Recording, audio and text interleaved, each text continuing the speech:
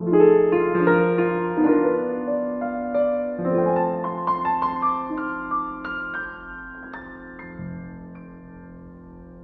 everybody, great to be back with you again. This last weekend we spent our time in 2 Corinthians chapters 5 and 6 talking about motivations.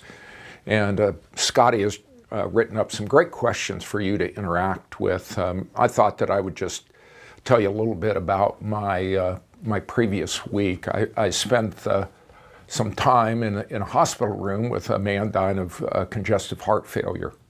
At age 88, his family gathered around, and it didn't take long for the stories to begin of what this man was and what he had accomplished in his life. And it really became the fodder for the message for the weekend about our motives. I don't know if I can honestly say that I never had a completely unselfish motive. It always seems like there's something in it for me that goes through my head and goes through my heart. I don't know if that's true for you as well. But on this journey, we saw the Apostle Paul and the depth of the purity of his motives. And it was clear. He understood the evaluation that was coming. It's very clear that his life had been impacted by the love of Christ, and that then compelled him and urged him and constrained him, as the various translations on, to be the man that he became.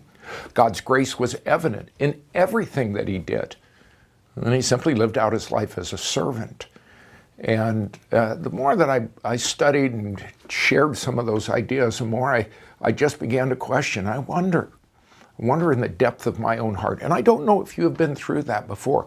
Again, my guess is that many of you have done some really, really unselfish things in your life. And as I think back, I can think of things that I did where I wasn't thinking about myself, but sometimes there are fewer of those than I would care to honestly admit sometimes. And so during the time together, as I've had to do in preparation for this last weekend, was ask myself, Lord, Psalm 139, verses 23 and 24. Search me, O God, and know my heart.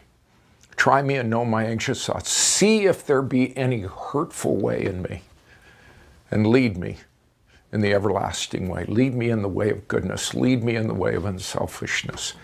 And I think that as you share and as you go through and answer these questions, that might be a good prayer to end with, that God would help you as he is helping me.